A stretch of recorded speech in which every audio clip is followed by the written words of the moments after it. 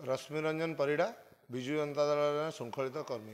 आज कौन trust office रे कार्यक्रम होची प्रत्येक वर्ष भली आज अक्टोबर 16 तारिख आमर दलर सभापति विजु जनता दलर सुप्रीमो पूर्वतन मुख्यमंत्री श्री नवीन पट्टनायक आज 79तम जन्म जयंती थिला। से अवसर में पारादीप विजु जनता दल नगर तरफ आमे माने जो माने विजु जनता दल नीति आदर्श नवीन बाबू छत्र छाया तले आज कर्मी बोली कहीकि निज गर्व अनुभव कर जन्मदिन आज पालन करूँ।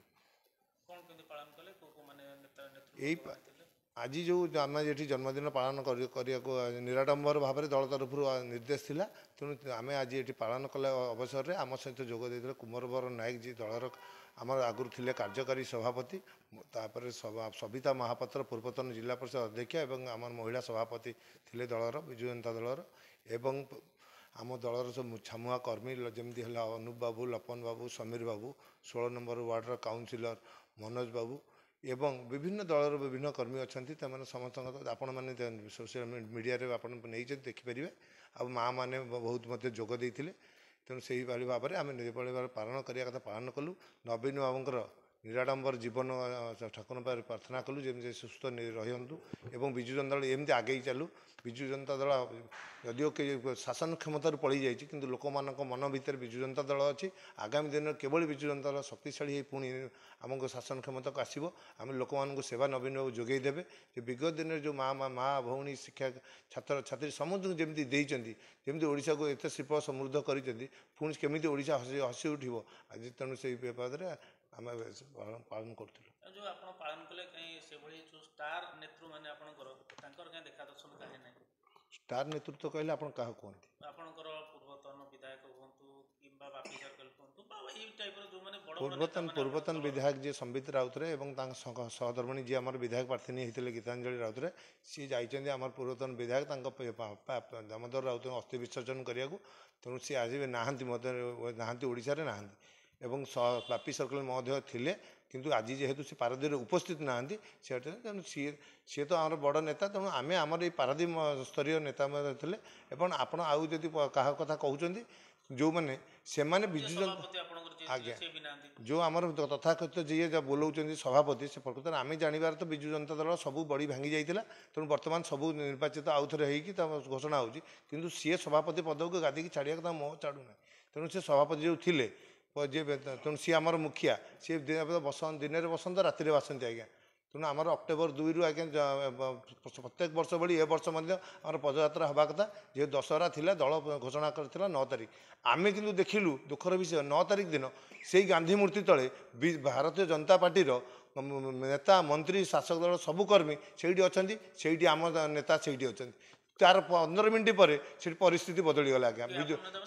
सेठी आमरी नेता बदलुवा सभापति बसंत बाबू थे जी पौराध्यक्ष अच्छा जी आमरी दलर छत्र छाया आज ये बलिया नहीं से देखला बेलू गोटे पुणी से आरंभ है पदयात्रा आरंभ है। तेणु से दिन में बसंत राति बासंती से आज्ञा आज्ञा भारत आमर भारतीय जनता पार्टी आज्ञा प्रचार प्रसार मंत्री प्रचार प्रसार सबू आज्ञा आमरी दल लोक कर बाहर लोक किसी आवश्यक ना। आमर यही जिले में जगतसिंहपुर बिरिडी तिर्तोल कुजंग रघुनाथपुर जगतसिंहपुर म्यूनिसिपालिटी विभिन्न ब्लॉक रे चेयरमैन यही विजु जनता दल अच्छा केवल जगतसिंहपुर म्यूनिसिपालिटी की छाड़ी आम पचारि रखा चाहूँ कौन आम कौ चेयरमैन कौ ब्लॉक अध्यक्ष कि जाकि मंत्री की जगतसिंहपुर में हौ तिर्तोल कुजंग कौटी भी एमती आपण मैंने देखिपुर।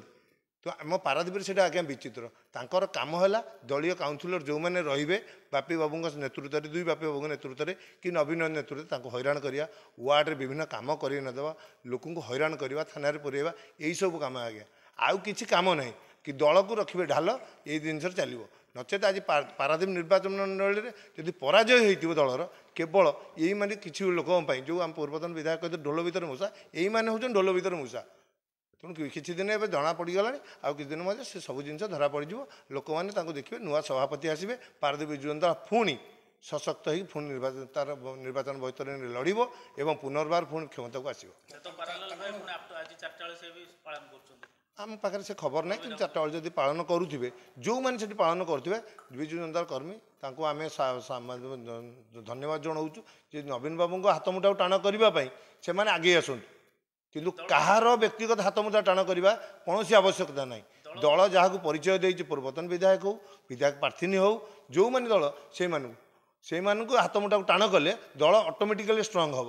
ଆଉ ଆପଣ ଯଦି କାହାକୁ ଟାଣ କରିବା କି ବ୍ୟକ୍ତିଗତ ରୋଜଗାର କରିବା ପାଇଁ ମ୍ୟୁନିସିପାଲିଟିର କାମ କରିବା ପାଇଁ ହଉ ଯଦି ଆପଣମାନେ ତାଙ୍କ ସାଙ୍ଗରେ ରହିବା ଦ୍ୱାରା ଦଳ ସଶକ୍ତ ହେବନି। ଯାହାର ଉଦାହରଣ ମଧ୍ୟ ଆମେ ଦେଖୁଛେ ଏଠି ଏବେ।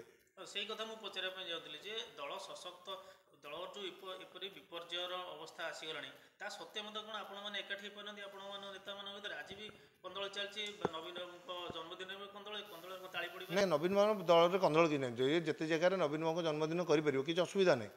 କିନ୍ତୁ ଅସୁବିଧା ଏଇଆ ହେଉଛି ଆପଣମାନଙ୍କ ନଜରରେ ଯାହା ହେଉଛି ଆମେ ତାକୁ ଅନୁଭବ କରିପାରୁଛୁ। କିନ୍ତୁ ବାସ୍ତବ କଥା ହେଉଛି ଦଳକୁ ଯେଉଁ ଲୋକ ବୁଡ଼େଇ ଦେଇଛନ୍ତି ତାଙ୍କ ସାଙ୍ଗରେ ଆମେ ତ ତାଙ୍କ ନିଜ କାର୍ଯ୍ୟକ୍ରମ ବିଗତ ଦିନରେ ଦେଖିକି ଆସିଛୁ। ସହର ସାରା ତ ପ୍ରତ୍ୟେକ ସମୟରେ ହୋର୍ଡିଂ ଆଜ୍ଞା ଲାଗୁଛି, ବିନା ବିଧାୟକର ସବୁ ହୋର୍ଡିଂ ଲାଗୁଛି ଆଜ୍ଞା। ପୂର୍ବତନ ବିଧାୟକ ଯିଏ ତାଙ୍କୁ କରିଥିଲେ ଚେୟାରମ୍ୟାନ୍, ଯିଏ ଟିକେଟ୍ ଦେଇଥିଲେ ସିଏ ତାଙ୍କ ଫଟୋ ବି ମାରିବାକୁ ରାଜି ନୁହନ୍ତି। ତେଣୁ ସେ ବିଜୁ ଜନତା ଦଳରେ କ'ଣ କରିବାକୁ ଚାହୁଁଛନ୍ତି ଆମେ ମଧ୍ୟ ଜାଣିବାକୁ ଜାଣିପାରୁନୁ। କିନ୍ତୁ ସବୁ ଏବେ ଗେରୁଆ ହେଇଯାଇଛି ଆଜ୍ଞା, ତାଙ୍କର ସବୁ ଗେରୁଆ ହେଇଯାଇଛି। ବିଭିନ୍ନ ସ୍ଥାନରେ ଆମେ ଦେଖୁଛୁ ପୂର୍ବତନ ବିଧାୟକ ବା ସମ୍ବିତ ରାଉତରାୟଙ୍କ ସହିତ ବାପି ସରକାରଙ୍କ ଫଟୋ ବି ଅଛି, ଏସବୁ ଅଛି। କିନ୍ତୁ ଆପଣଙ୍କର ଯେ ସଭାପତି ବସନ୍ତ ବାବୁ ତାଙ୍କର ତ ଇଣ୍ଡିପେଣ୍ଡେଣ୍ଟ ବିଭିନ୍ନ ଜାଗାରେ ବ୍ୟାନର ଲାଗିଛି, ହୋର୍ଡିଂ ଲାଗିଛି। ଆପଣ ତାହେଲେ ସେଥିରୁ ବିଚାର କରନ୍ତୁ। ବାପି ସର୍କିଲ ଜଣେ ପାରାଦୀପର ନେତା, ସେଠି ଆମ ପାରାଦୀପ ଆମ ପ୍ରଗତି ସଂଗଠନ କରି ସେ ନିର୍ବାଚନ ଲଢ଼ି ନେତା କାଉନସିଲର ଜିତେଇଥିଲେ। ସେଇ ବସନ୍ତ ବାବୁ ତାଙ୍କ ସାଙ୍ଗରେ ଦିନ ରାତି ବୁଲୁଥିଲେ, ଅଲିଖିତ ବୁଝାମଣା କରି ଥିଲେ। କିନ୍ତୁ ବର୍ତ୍ତମାନ ତାଙ୍କୁ ନେଇ ଦଳରେ ମିଶାଇଲା ଦିନ ସାଜ୍ୟ ଶଙ୍ଖ ଭବନରେ ଭୁବନେଶ୍ୱରରେ ସେଇ ବସନ୍ତ ବାବୁ ତାଙ୍କୁ ନେଇକି ଯାଇଥିଲେ, ଷ୍ଟେଜ୍ ଉପରେ ଉତ୍ତରୀୟ ଦେଇଥିଲେ। କିନ୍ତୁ ବର୍ତ୍ତମାନ ସେ ତାଙ୍କୁ ବିରୋଧ କରୁଛନ୍ତି। ବିଗତ ଦିନେ ସମ୍ବିତ ରାଉତରାୟ ବିରୋଧ କଲେ, ବିଗତ ଦିନେ ଗୀତାଞ୍ଜଳି ରାଉତରାୟ ବିରୋଧ କଲେ। ତେଣୁ ତାଙ୍କର ଉଦ୍ଦେଶ୍ୟ କ'ଣ ସିଏ ଜାଣିଥିବେ। ସିଏ ସର୍ବମାନ୍ୟ ନେତା ହେବାକୁ ଚାହୁଁଛନ୍ତି, ଯେଉଁଟାକୁ ରାଜ୍ୟସ୍ତରୀୟ ନେତା ଯଦି କହିଦିଅନ୍ତେ ଯେ କେବଳ ଆପଣମାନେ ଆଙ୍କ ନେତୃତ୍ୱରେ ରୁହନ୍ତୁ, ଆମେ ମଧ୍ୟ ତାଙ୍କ ନେତୃତ୍ୱରେ ରୁହନ୍ତୁ। କିନ୍ତୁ ରାଜ୍ୟସ୍ତରୀୟ ନେତାମାନେ ଯାହାଙ୍କୁ ନେତୃତ୍ୱ ବୋଲି ପରିଚୟ ଦେଇଛନ୍ତି ଇଏ ତାଙ୍କ ଅଣ୍ଡରରେ ରହିବାକୁ ଚାହୁଁନାହାନ୍ତି। କାହିଁକିନା ଥରେ ଦିନରେ ବସନ୍ତି ରାତିରେ ବାସନ୍ତି। ତେଣୁ ଭାରତୀୟ ଜନତା ପାର୍ଟି ସାଙ୍ଗରେ ରହିଲେ, ଶାସକ ଦଳ ମନ୍ତ୍ରୀଙ୍କ ସାଙ୍ଗରେ ରହିଲେ ମ୍ୟୁନିସିପାଲିଟିକୁ ହରିଲୁଟ୍ କରିହେବ। ତାଙ୍କ ବିରୁଦ୍ଧରେ ଗଲେ ଅଲଗା ବ୍ଲକ ଚେୟାରମ୍ୟାନଙ୍କ ଭଳି କିଛି କରିହେବ ନାହିଁ। ତେଣୁ ତା କ୍ଷମତା ଦରକାର, ଟଙ୍କା ଦରକାର ଦଳରେ ରହିକି, ଆଉ ତ ତାଙ୍କର କିଛି ଦରକାର ହିଁ ନାହିଁ। ସେ କ'ଣ କେବଳ ଯେହେତୁ ଚେୟାରମ୍ୟାନ୍ ଅଛନ୍ତି ନିଜ ଆସନକୁ ସୁରକ୍ଷିତ